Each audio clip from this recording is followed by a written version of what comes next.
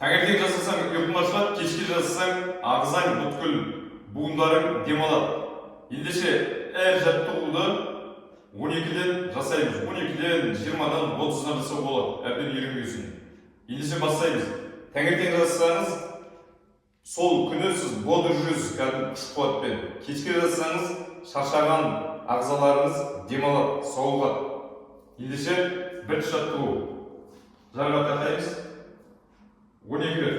1, 2, 3, 4, 5, 6, 7, 8, 9, 10, 11, 12. Керемет.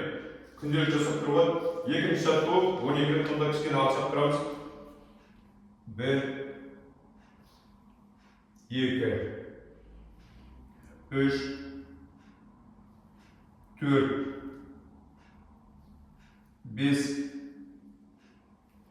6, 7, 8. Керемет. Бірден уже омыртқаларымыз керемет болады. 9, 10, 11, 12. Керемет. Техникасын жасаймыз. Келесі жаттығу 12.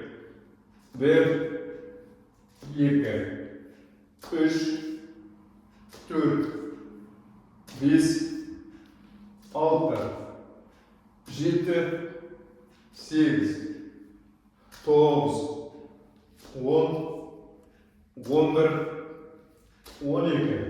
Керемет. Соңғы жаттығу. Жарға қолын тұрдық, жабыстырып алдық. Қолымыз осылай болады, немесе осылай жеке қарайды. 1, жалаң аяқ жасаған жақсы. 2, тай башы. 3, 4, 5, белгіде арқаға да керемет. 6, 7, 8, 9, 10, 11,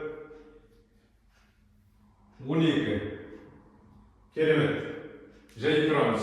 Ұнаса лайк басыңыз, комментарий жазыңыз. Каналды қолдап қойыңыз. Аман болайық.